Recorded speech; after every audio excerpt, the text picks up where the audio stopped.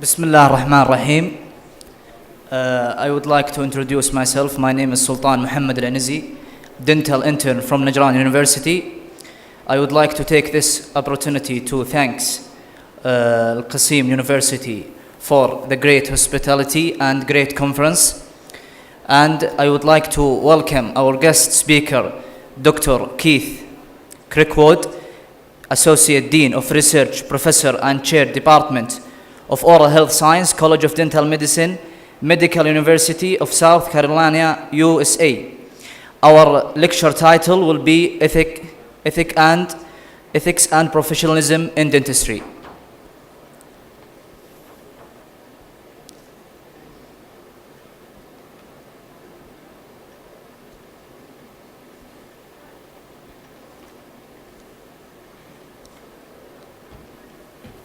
Welcome.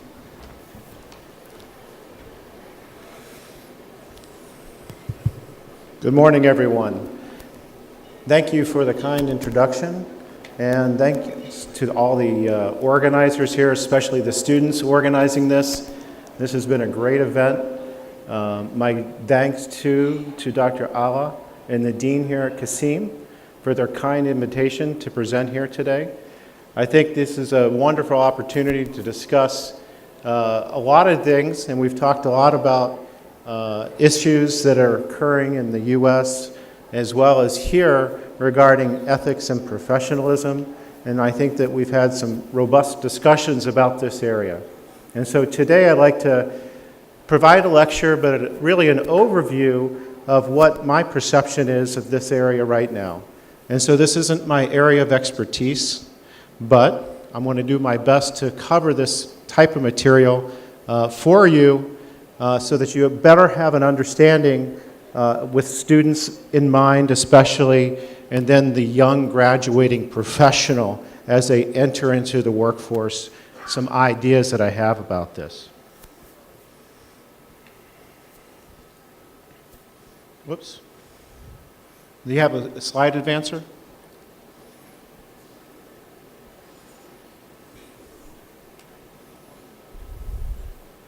I got it.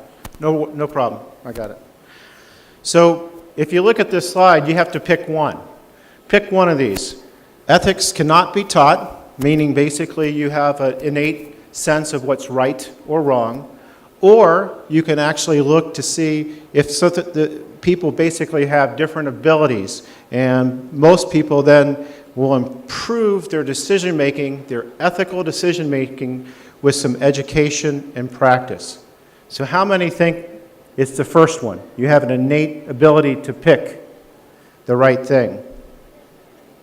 How many think it's the second one? I see some hands going up. Well, good. Well, this is today's lecture, okay?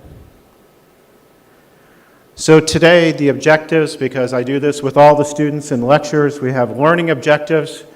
So it's really to understand what ethics really means relative to dentistry. I'm going to focus specifically on this because ethics has a very, when I was asked to do this, I will say that there's so much material on ethics, it was quite overwhelming. And so to focus just on the dental component was helpful because I think that there's so much out there. And really to understand what the term of professional really means, especially as it relates to ethics in dentistry, as well as becoming familiar with the principles of ethical decision-making principles that are going to guide young professionals in their careers as a dentist. And then hopefully applying some of those principles. So I have a case study that I'd like you to participate with, all of you. And so, you know, it's just going to be a show of hands. We don't have clickers today to do this. And what I did do is I referenced this material because I'm not a resident expert on this, but I am for this lecture today apparently. I'm referencing this book that I looked at for presentation of this material, and you can get this on Amazon.com. I don't have any stock in Amazon, but you can get this quite easily from Amazon if you're interested. That's where I got it. So what is ethics? Ethics can be both descriptive and prescriptive, meaning if it's descriptive, this is what it is. What is. And then prescriptive means what it should be or what it ought to be. And there's two different kinds. And really, you know, in terms of describing this, we have to discern the difference between both of these. And we really don't seek to understand the study of this as a sociologist, but we want to apply some of the principles relative to the clinical practice of dentistry. So the purpose then of professional ethics, especially relative to clinical dentistry, is that we want to understand how this helps guide the principles that make up our clinical ethical decision-making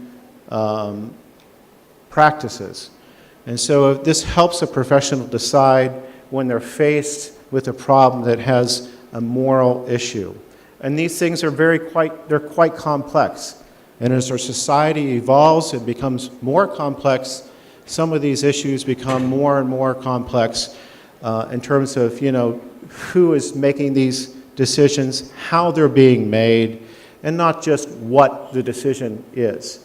And we're going to go through some of these principles and how it really helps us to understand what it really means on a daily basis as a clinician in a dental practice.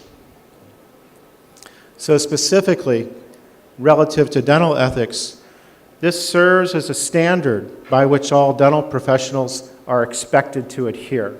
And I'm really doing this for the students so that when you enter the workforce, you understand that these are principles that are helping to guide you.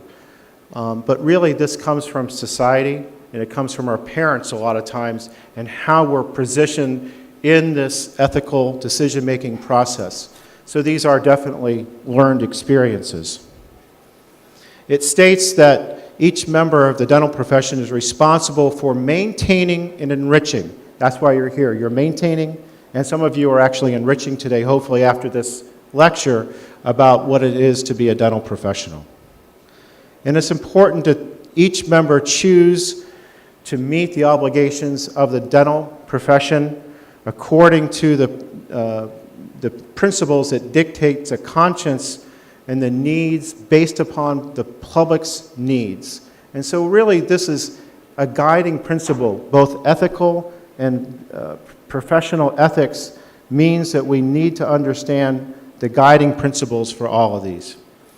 So there's several codes of conduct, and I'm going to go through each of these and describe really what they mean, and then we're going to apply these towards some clinical scenarios. So there's 5 fundamental principles. The first one is going to be patient autonomy. The second is going to be non-maleficence, beneficence, justice, and veracity. So we're going to go through each of these. So if we first look at patient autonomy, what does that really mean? This means that the patient, not you as a dentist or as a professional, but the dentist really has their ability to make up their own mind relative to a treatment plan that he or she will receive, okay? It is not long ago that most patients really said, you know, doctor, do what's best for me. I trust you, okay? That's not the same thing as patient autonomy.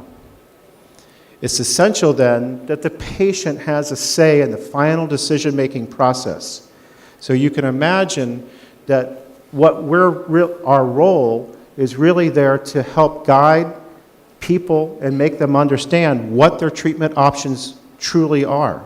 So that the dentist then is responsible for providing the patient with all the available treatment options, providing alternatives, what's going to work, what's not going to work, the successes, the hardships relative to this, giving the patient the ability to make that decision. Most of us in clinical practice in the US would call this informed consent. Non-maleficence is really a principle that really is the Hippocratic oath that we all take as a graduating dentist or medical professional. And this really truly means we're not going to do any harm to the patient. That is the guiding principle, the ethical principle behind this. Obviously, sometimes we actually cause some discomfort and pain, not intentionally, of course, but this is part of what we actually do as a providing dentist. However, we have to make decisions with the patient about how to manage that in terms of how much pain or how much suffering we're going to cause that patient.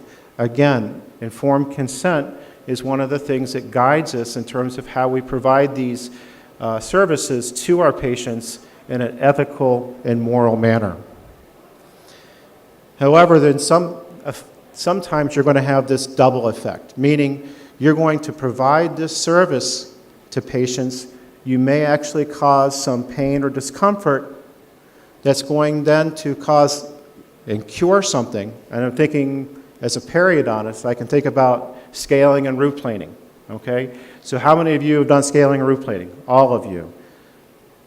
When you scale and root plane, you're going to cure, reduce the pocket depth, reduce that, but sometimes you expose the gingival tissues or the root surface, and not the gingival tissues, but you expose the root surface, causing hypersensitivity of the tooth. So you basically treat one thing, but you cause another problem. So it's how you manage this and how you present this evidence to your patients. It's critical or imperative then that the dentist keeps in mind what is within their wheelhouse, what's within their skill sets that they can provide so that they can do these treatments, knowing their limitations and knowing what circumstances will be acceptable to perform this and not cause any harm. And basically this means not trying to do something that's going to be beyond your skill level. If you haven't done like an implant or a sinus lift with an implant, you probably shouldn't do that when you first graduate, okay? So it's understanding what's within your skill sets as a practicing dentist to understand how you can best provide these services. Continuing on with this, once the dentist begins care for the patient, it's required to see this through till the end of the treatment, okay? If you can't do the treatment, the dentist should really feel obligated to refer this to a different colleague who may actually have or possess the skill sets needed that's in the best interest of the patient, or refer that to a specialist for treatment. In addition, if a dentist is called upon for consultation, one does this unbiasedly, meaning they don't have a vested interest in treatment for this patient.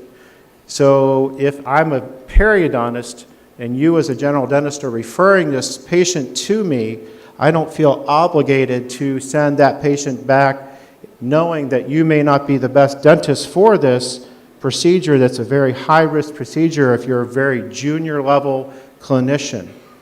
And so there's a moral, ethical obligation that goes both ways in this decision-making process to cause no harm. It's the responsibility of the dentist, whether they're primary care provider or a consulting dentist, to protect the health and well-being of the patient. That really is the guiding principle here, is you put the patient first, and that's essential to do no harm. As for any medical professional, though, it's the obligation of the dentist to inform the patient immediately if there's been an exposure to any contaminated blood sources or infectious diseases in the dental office. This goes without saying, but in this day and age, when we have many infectious diseases that are coming about, not just HIV and AIDS, but other infectious diseases such as multiple drug-resistant TB, Ebola, and others, we need to be conscious about exposure of our patients to bloodborne diseases. In addition to informing the patient of an exposure, it's the responsibility of the dentist to refer this patient to another qualified health provider. So it's not just saying, you go there, but you're actually taking it upon yourself to guide that patient through that entire process. Ethical obligations of the dentist to help avoid interpersonal relationships. So this is really taboo in any healthcare providing relationship. The patient and dentist should not have this type of interpersonal type of relationship. On the other extreme, beneficence is really the principle that you're going to do the best care you can and really put the wills, desires, and values of the patient first when you're giving these treatment plan considerations and treatment considerations. This area is really has many components. There's a lot of goodwill associated with community service that goes along with this, as well as finding and understanding new research as it comes about in terms of how to provide care for patients and the general well-being of the public health, and includes also the understanding that if there are issues that come up as you as a dental care provider, a health care provider, understand domestic violence, you report this to the proper authorities. Whoops. So each of these helps to serve to elevate the dentist's perception within the community that we're doing the best thing for our patients. Justice is another principle that really has everything to do with its responsibility to be fair in dealing with the patients, your colleagues, as well as society.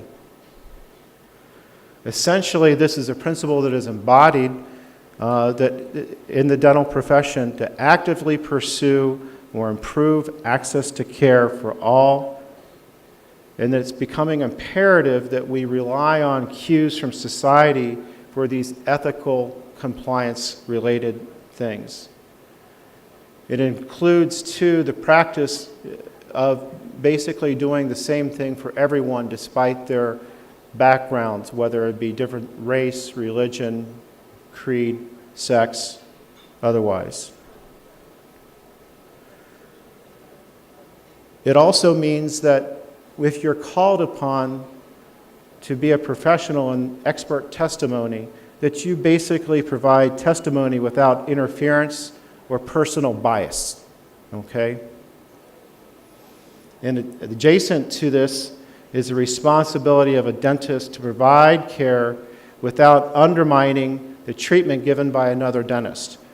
So if you see something that's really something that needs to be rectified in your professional opinion, you do so without prejudice against that other dentist because you know the circumstances by which that care was provided. Also, justice has everything to do with, above all else, the welfare of the patient is first. And I think that everyone sort of understands that, but we need to put this in the forefront of our minds when we think about providing exemplary patient care. In addition, what I mentioned before, if you notice the gross neglect of care from a faulty treatment by another dentist, it is the responsibility of that dentist to help guide that person, that dentist, or provide guidance so that that person does not create other problems for that patient. Veracity really has to deal with the truthful aspects and positioning trust in us as a dental professional to provide these care for our patients. This includes truthful communication both with our patients, other dentists, as well as maintaining the integrity. And in the U.S. especially, I don't think that's an issue here, there's a lot of ethical considerations surrounding billing for procedures or advertising. And those are issues that we all have to put in our forefront in terms of anywhere that we're practicing. For example, it's unethical for a dentist to make up charges and to bill for those services, and this would not, or services that are not recommended or unnecessary.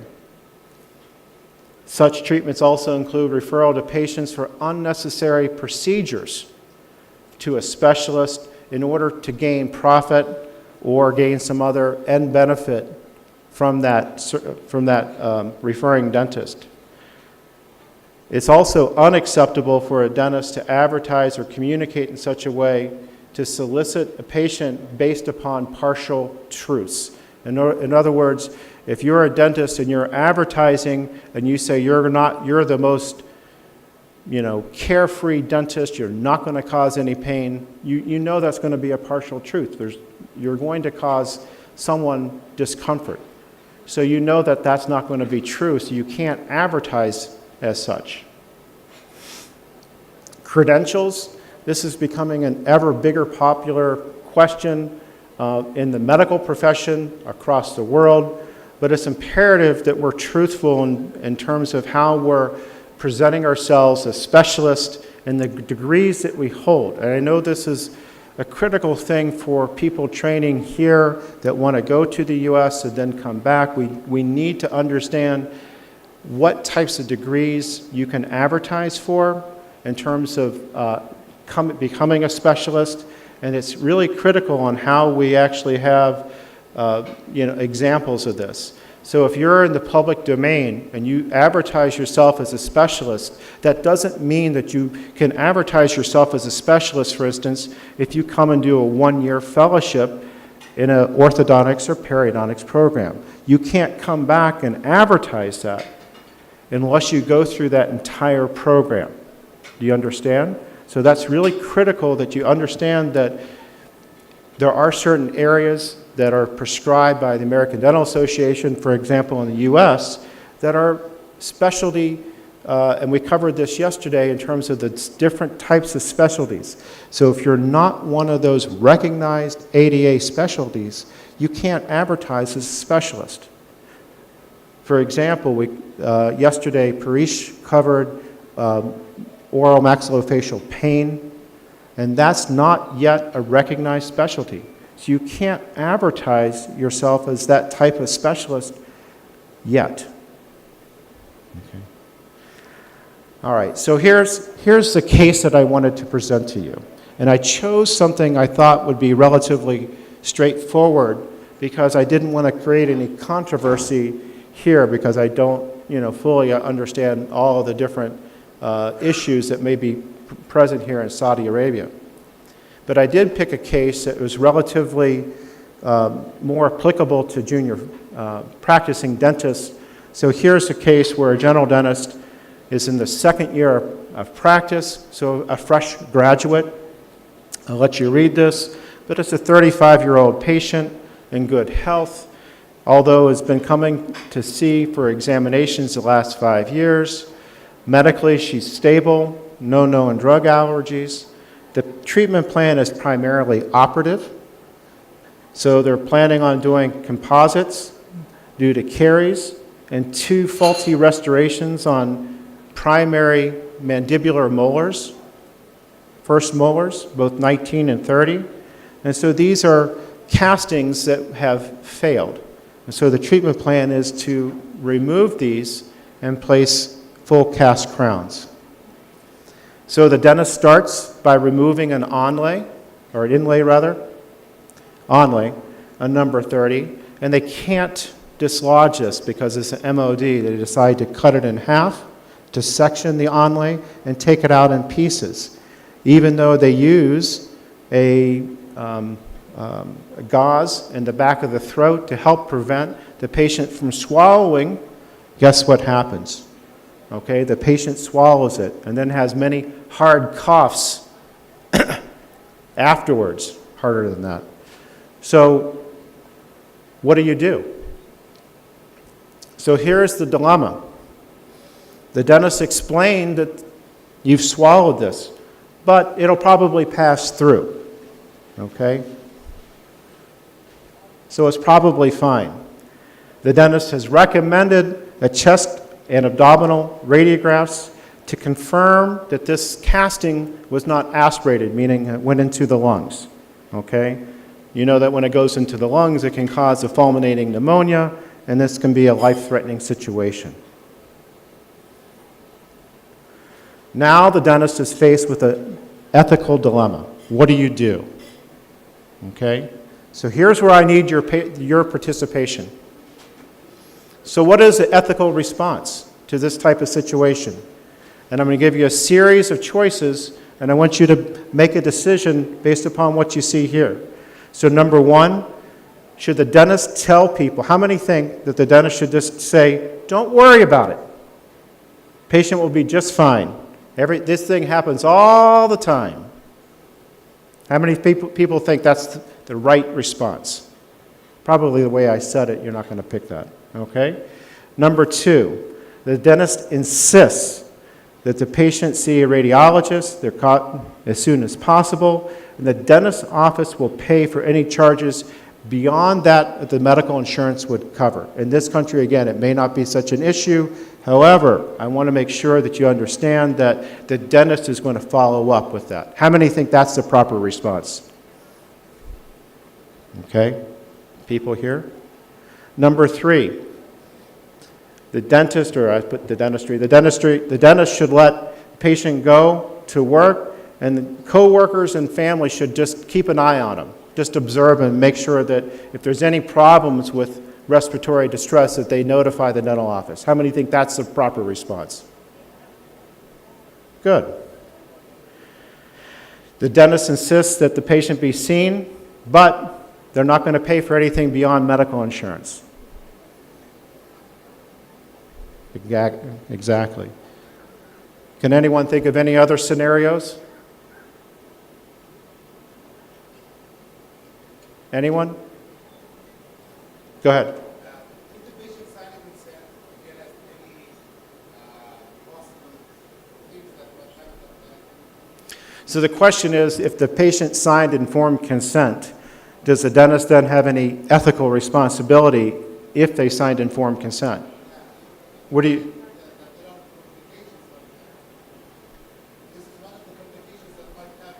Correct. So it's a possible complication. Again, getting back to the ethical responsibility to inform patients of everything that could possibly happen.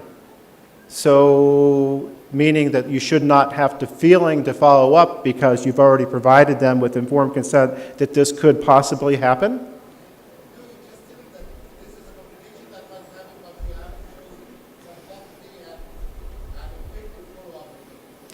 So the question again is, do you have an ethical obligation to follow up with this type of patient? Because this is basically a procedure, and the risks of that procedure, this is part of the problem that we face as treating dentists.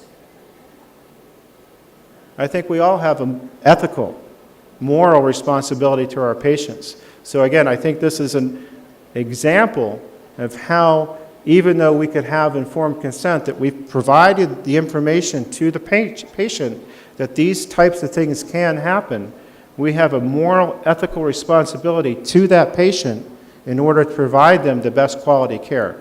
In other words, we're putting the patient's interest first. Okay. I'm going to switch gears and cover a little bit about professionalism, especially for the young dentists, blooming dentists here. So we're all professions. All professions are occupations, but not all occupations are professions. So really, what is a profession? A profession, such as dentistry, is a self-regulated occupational group capable of legally prohibiting others, including incompetency or unethical members, from practicing. Okay? And this is a relatively narrow view, but this is really this is the definition of what a profession is. Professionalism expands these principles of ethics that we just covered to include the conduct, the aims, the qualities that characterize a professional or its profession. These are values then that embody communication of expected behavior as they relate to any given profession. The term is often viewed as being quality both in terms of conduct and principle and character that coincide with an individual's use of knowledge, skill, judgment for the benefit of another, even above any consideration of self-interest. Okay. In essence, this term re-emphasizes the necessity of dental professionals and organizations, professional organizations, to give priority to well-being of their patients that they serve. In other words, we're still putting the patients first, and we want to keep this in mind as a professional. So, based upon the 6 years of training that you receive here, or the 4+4 in the United States, given that type of an amount of training, one would really just imagine or presume that you would be a professional once that degree is obtained. And I think that there's just more than just that. It's not something that's innate, that you're just given this degree and expected to be a professional. You have to rise above that, and especially in dentistry. So it's here that professionalism and ethics coincide, and therefore they go hand in hand in terms of how we position ourselves as a dental professional that has the moral, ethical obligations to serve its patients. So the last little bit that I want to cover is some guiding principles for ethical decision-making relative to clinical dentistry. So, in essence, once you have accepted a patient, both of you have this relationship that has certain obligations associated with that pertaining to the patient-dentist relationship. These responsibilities include things that we've already discussed: relevant information relative to the patient's care, mutual respect. Sometimes that can be difficult with unruly patients, but mutual respect, being truthful and trustworthy with your patients, and considering, again, the patient's values and wishes and their desires.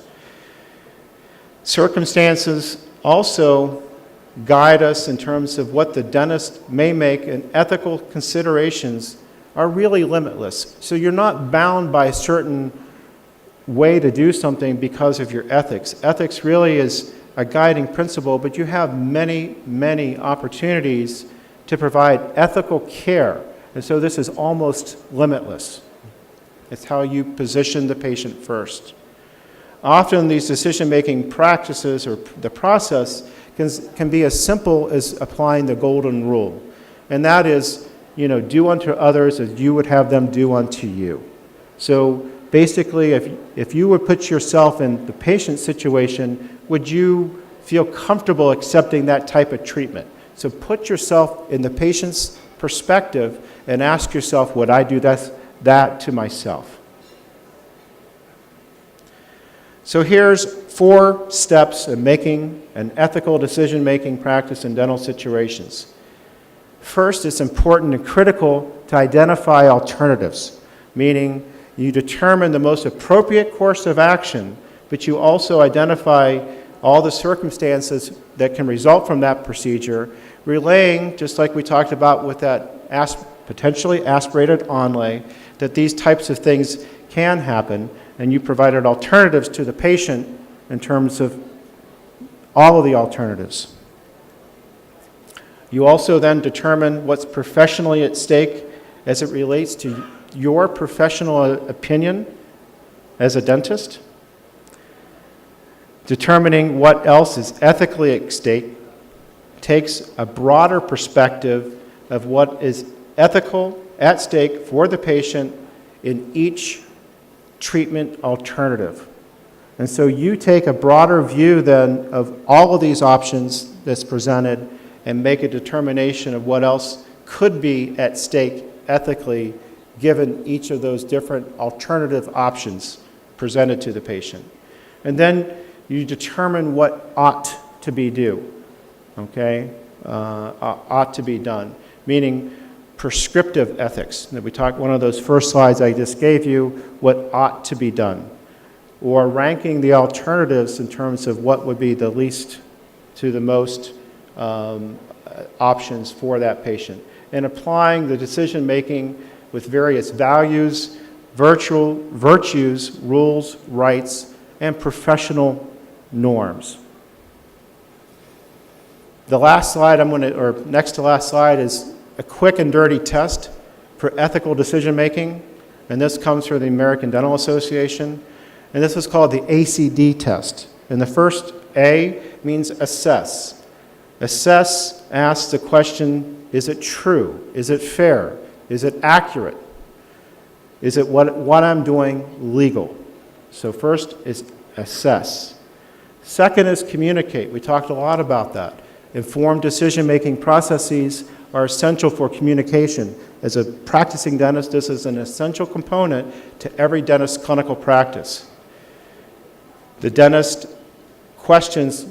should question, is this informed decision by asking the questions, have you listened to the patient? Have you informed the patient? Have you explained the outcomes? Have you presented alternatives? So communication. And then you decide. This focuses the dentist on his or her ability to perform a given treatment and ask the questions, is this the best time? Is this within my ability? Okay? Is it the best interest for my patient? And applying the golden rule. Is it what you would do for yourself? Okay? So understanding all of those is this ACD, not ACDC. In terms of this, then, this answers a lot of these questions that could lead to the best and most ethical decision-making for a patient's treatment that should be utilized when we face an ethical dilemma. So we do this every day in clinical practice. This gives you sort of this framework to look at in terms of how we want to address this. So in conclusion, as it is true that any profession where every treatment decision has the ethical component, the final decision regarding a patient's care remains primarily in the hands of the treating dentist. It's imperative or important, therefore, that we provide every piece of relevant, pertinent information to the patient to help make or guide their decision-making process in this, because that's what it really comes down to. We can always know exactly what to do, but if you don't provide the options and alternatives to the patient, have you really provided the best ethical care you can to that given patient? So that's really what it means. We may know what's best, but we're guiding them so that they feel that they have a stake. They have a right to know what their options are. We've presented it to them, and they then have made the final decision in that treatment planning process, as well as informed consent towards going towards the best possible care that we can provide as a general dentist or a specialist. I thank you. Thank you, Dr. Keith Crickwood, for this interesting and important topic in our daily practice. We now open the chance for any question or comments from the audience.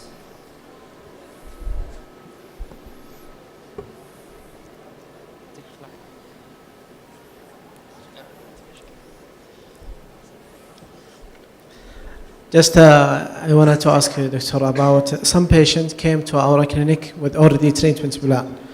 He said, please, doctor, I need filling just. And that tooth need root canal treatment. What can I do in this situation? Can you repeat the question? Some patient came with already treatment plan. He need just filling. Doctor, I need just filling. And that tooth need root canal treatment. So the question really is the patient came in, you have a treatment plan, and they basically want to take a la carte, meaning they just want to take one thing off of that treatment plan and just do that, right? So you presented them with all the treatment options. You presented them with a treatment plan. Based upon what you can do as a treating dentist, you want to try and help them. I can see any kind of number of situations for this. So for instance, if they have anterior tooth that they want to have replaced, but they have all of this posterior decay and infection, what is your ethical moral responsibility? Well, it gets back to informed consent, as we talked earlier. You provided them with the treatment plan. You know, as a treating dentist, you need to treat these infections first, and then let's say the patient only wants to have a crown on a central incisor for aesthetics. Is that a fair assumption? Some patient, he said, doctor, just I need filling. You need what? Filling, just restoration. Right. And the proper treatment plan, RCTA following by crown and so on. What can I do? I refuse that treatment or what?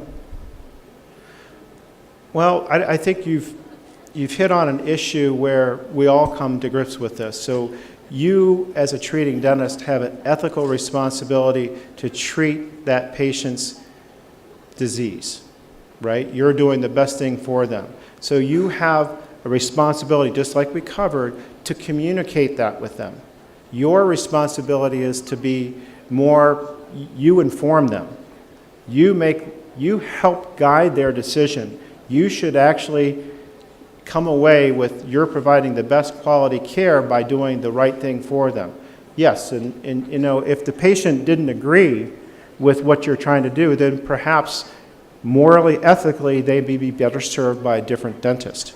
But you're trying to educate and communicate with that patient initially. That's your responsibility as a treating dentist.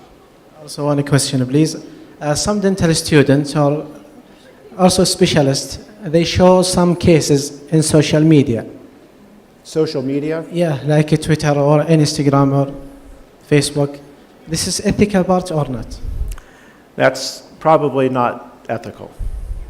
So I would say that, you know, unless this was part of the informed consent process, that, you know, you can show patients' cases without their, you know, if they consented, then I guess you can do that. However, I have never seen, no, there are not for social media, but for educational purposes, there's, you know, those kinds of opportunities within the informed consent form to, you know, describe that. But I've never seen anything where people consent to posting cases on social media. Thank you. That's a great question. Yeah. Doctor, Yes. I want to ask, you said we should be truthful with the patients and inform with every step and outcome and etc. But sometimes patients get panic and get afraid that how can I make both? Yeah, I understand. So in terms of providing patients with all the reasonable alternatives, some patients, from what I gather, don't want to hear all of those alternatives. And they're putting faith in you as a treating dentist that you know what's best for them. I think still, you know, you have these options. Maybe they don't understand them or want them, and maybe they're afraid, but you've informed them. I think you can balance that and couch it such that you're providing them with alternatives, maybe not an exhaustive list of alternatives, but you've provided them with a reasonable number of alternatives to allow that patient to make the best decision for themselves. Ultimately, it's putting this decision-making process into the decision's hands, and your responsibility is then to help guide them and get them to that place where they understand. Understanding is a critical component. Communication is a critical component of our profession. And I think it's switched or flipped in recent years, in the last 20 years, towards, you know, we're not just doing what we believe is best for the patient, but we're informing the patient of alternatives that then we provide the best service that's to our ability. It may not be your best ability to provide all of these different things, but you've provided them with the best service that you can provide. And you provided them with alternatives that helps address that. Okay? So it's really taking everything as a broader perspective. There's no right or wrong way in terms of how you do that, though. I think that, from my experience, I think providing people with reasonable options, and that includes, economics, what they can probably afford. You may not have the ability to do implants on everyone, but you can still, extract teeth. Do they need to have a bridge done? Maybe, but you've treated the infection. Okay. Does that answer your question? Yes. If sometimes when you give the patients many options, sometimes they ask you, they want you to choose the best treatment for them. Well, I think that's true. I think you understand best what maybe you're providing them with options, alternatives, right? But you know what may be the best option for them given all the situation. You know best, but you're providing them with alternatives. So you may position those options as in a rank order. What may be the best option is number 1, 2, 3, 4, something like that. So you're providing them the best quality care, but you did so in an ethical manner. You provided them with alternatives, options. So I can suggest that what is the best, but I never choose for them. I never say go with that one or... Well, I think that still you're providing them with alternatives, and you discuss with them so that they have buy-in. They understand that treatment plan or those options, given all of them, what's best for them. So you provide them with the opportunity to make it so that they have buy-in or informed. This is all part of informed consent, so that they understand what their treatment options really are. They buy into that treatment plan, and you've provided them with an option. They can still say, do whatever's best for me, doctor. Okay, a lot of people say that. But you have an obligation to provide them with alternatives, options, in order to provide them with that care that you know may be best for them. Okay, thank you. There's a question over here. Yep. Thank you for, I would like to say thank you for your presentation. You're quite welcome. I have a small issue. A lot of general practice dentists, when the patient came to the clinic with hepatitis C. So when the patient heard about hepatitis C, he said, I will reject this case. I cannot treat it you. So I cannot go to another dentist in general practice. So when this patient go to another doctor, he will say, I am medically fit, I am normal. I don't have any hepatitis, I nothing. I want to treat my tooth. So ethically it's good? I'm having a little difficulty understanding you, but is this regarding advertising? Yep. So advertising, can you repeat it then? So advertising as a dentist? When the patient go to the general practice dentist, right? He said, I have hepatitis C. Okay? That's dentist, he said, okay, I can refer you to another dentist because I cannot treating you. Okay? When this patient go to another doctor, he said, I'm medically fit, I'm good. I don't have any disease. I want to treat my tooth. So it's ethically good? Well, again, it gets back to, the decision-making process then is really to provide them with everything that you know is ethically, right, and then you can actually provide them with options. But they then have made a decision, right? They then have made a decision either to not do it or go somewhere else. But you provided them with the options, if I hear you right. I may not understand your question. We can talk later. We'll talk later. Okay. You can buy me a cup of coffee. I can explain his question if you want more. But anyway, I need to know your imagination about the application of the professionalism process in the undergraduate schools. I need to know if you had any experience with that, or you're just about to do it, and how can we do it? Should we just tell the students about the values and the themes and the obligations of professionalism, or should we set them a checklist with penalties? Should they fail the professionalism process? Can they be given the degree? Like if they pass their didactic courses and the clinical requirements and they fail professionalism, can they be granted the Yeah, degree or not? we actually talked a little bit about this last night with your dean. You know, what type of metrics do you use to evaluate ethics and professionalism in dental school, graduate school, whatever? And then how do you address it if the student falls short? I think it's hard to be objective, right? So you have to basically have standards that you can adhere to that can be utilized in a objective manner for faculty to evaluate students daily in terms of how they interact with the patient. And what I gather from your dean is that there are those types of things available.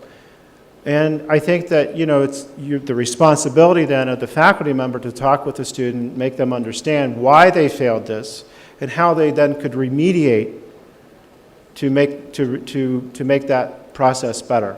So again, you know, ethics, the first slide that I showed, ethics and professionalism is something that may need to be learned, okay, by some. And then, you know, they're in a training situation, so you utilize that opportunity to provide them with, you know, a clear understanding of what it really means to make an ethical and professional decision with that given patient, if I understand. Okay, thank you very much. Any questions over here? Assalamu alaikum.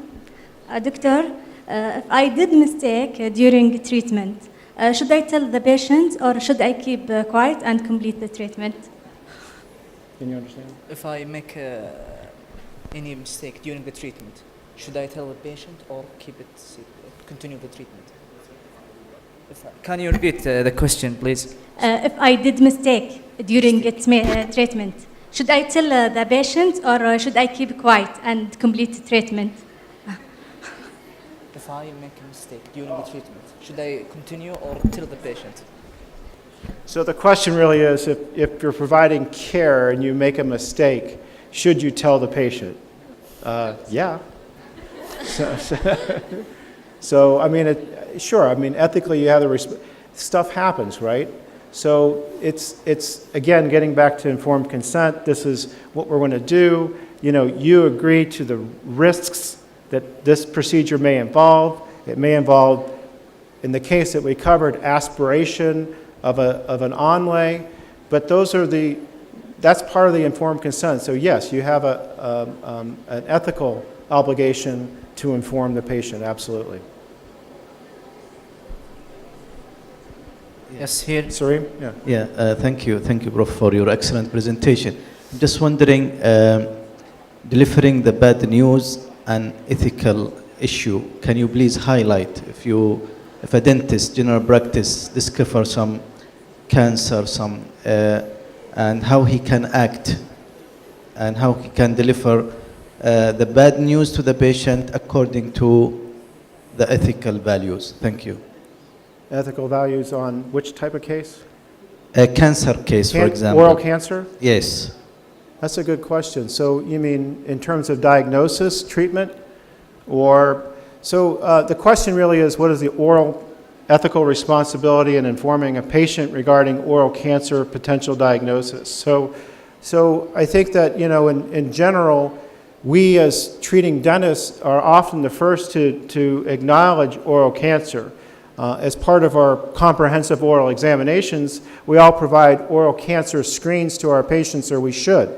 So we could actually identify early lesions, and then we have an ethical responsibility to do the referral, for instance, to an oral pathologist or an oral surgeon. As we all understand, oral cancer is sometimes diagnosed clinically. A lot of times, as Parish covered the other day, they don't have the obvious signs, that are not usually painful, but the definitive diagnosis is histological. So that, you know, we have to make the decision on informing the patient, okay? I really can't think of an ethical, moral situation when I wouldn't tell the patient if they may have oral cancer. I mean, you can present it that clinically this looks suspicious. You can bring the patient in a few weeks after that and see if the lesion has changed. If it hasn't, you then have the responsibility to refer that patient to a specialist for diagnosis, whether that be a biopsy, histological, whatever. So, I mean, those are the considerations that you do as a treating dentist on a daily basis, absolutely. That's an easy one. Yes, we have a question here. Yep. I would like to thank you, Dr. Case, for this excellent presentation with such an important topic in our practice. My question is, do we consider cultural varieties as an ethical issue in this practice? That's a great question. So the question really is, do we consider cultural values in terms of decision-making process? Absolutely. So that's why I sort of wound it all up in terms of, you know, you want to do things that are unbiased, but you want to also do it in a culturally sensitive manner. Okay, so understanding that is huge. So what may be culturally appropriate in the US may not be appropriate here for any variety of given treatments. You know, that may come up with aesthetics. Okay, what type of aesthetics are valued? You know, you as a dentist may value something different here compared to the US. That's up to you. That's up to the patient. But those cultural norms are what are dictating your decision-making process in concert with other value systems that are present there. So it's one factor. Okay, is it the guiding factor? It may depend upon the situation. But I think that cultural norms often dictate our perception. I don't think that's going to really affect treating infections, whether it be caries, periodontal disease, other oral infections. But I can see that becoming more critical in some aesthetic type of discussions, yeah. So I would really thank you for your informative details, Doctor. I'm Hamad Salah from University of Dammam. I guess my question was asked before about as the first slide mentioned that ethics cannot be taught, they are like perceived.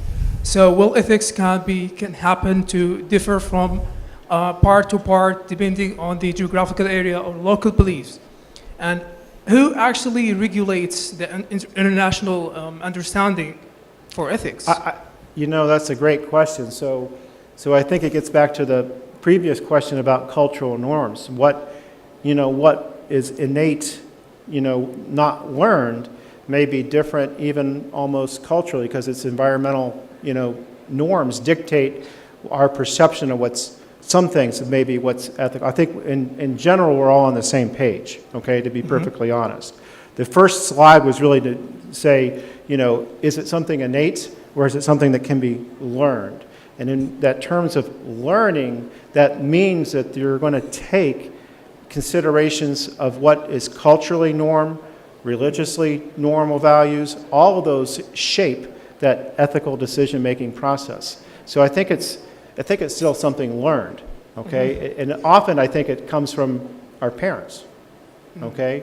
In terms of how people respond ethically, we help as educators for dentists help shape that. But a lot of this is sort of probably learned along the way in terms of, before dental school. But, there are societal norms, there are professional norms, there's cultural norms, and all of those have to be taken under consideration. So is it realistic to consider like organizations or societies to regulate ethics in international aspect? Is it possible? I don't think that there's one. I understand what you're saying. My disclosure is I'm not an expert in this area, but I can imagine that socially there's going to be different norms, I don't think there's one size that fits all. Okay, so I don't think there's any international standard that we have to adhere to. I think it's what is culturally accepted. Everything has to have its value, and it may be, I think a lot of times the ethical moral decision is, there's no question about, what's the right thing in any So culture. there was, the question was, is there like an attempt to regulate global ethics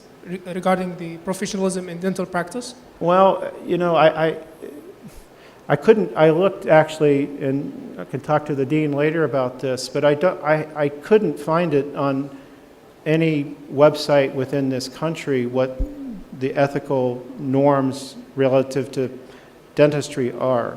The American Dental Association has a lot of information on this, and so it's, I would say, prescribed almost what is the norm for ethics in the United States.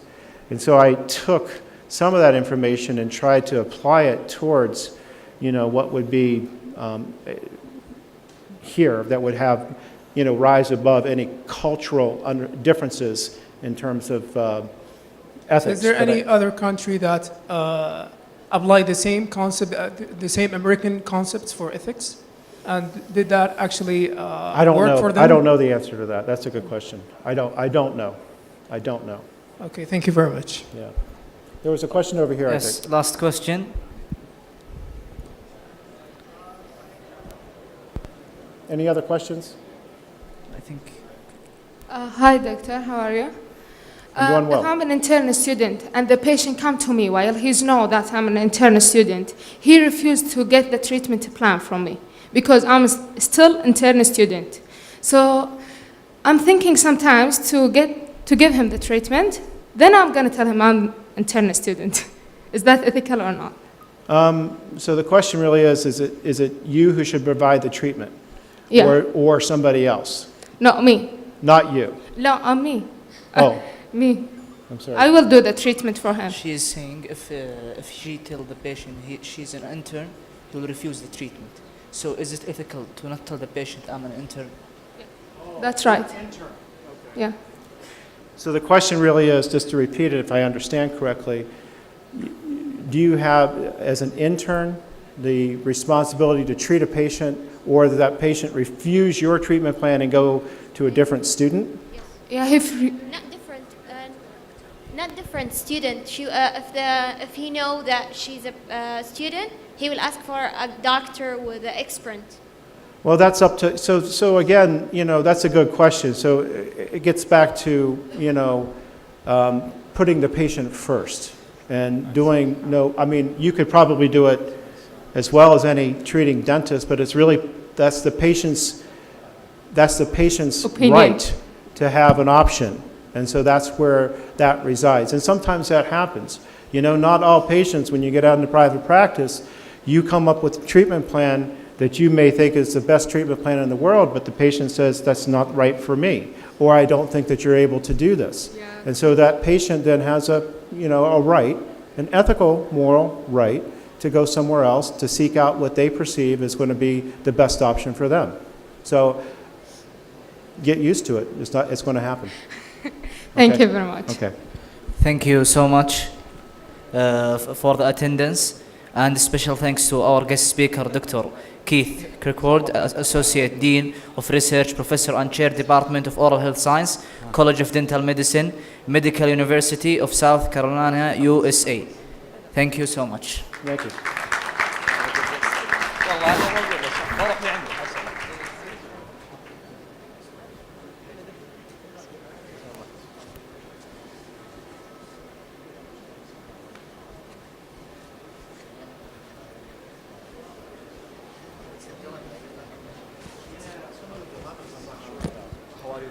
Still, I have a question, but my friend finished the question. What's that?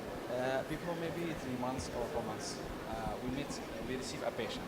The patient, after asking medical history, said, I'm vet. He wants extraction. After doing during سيداتي سادتي الحضور الكرام، نود تذكيركم بحفل جائزة ساجر للتميز العلمي بتمام الساعة 1 ظهرا. Ladies and gentlemen, we kindly like to inform you the Saggers Award for Excellence in Research will begin at 1 o'clock. Thank you.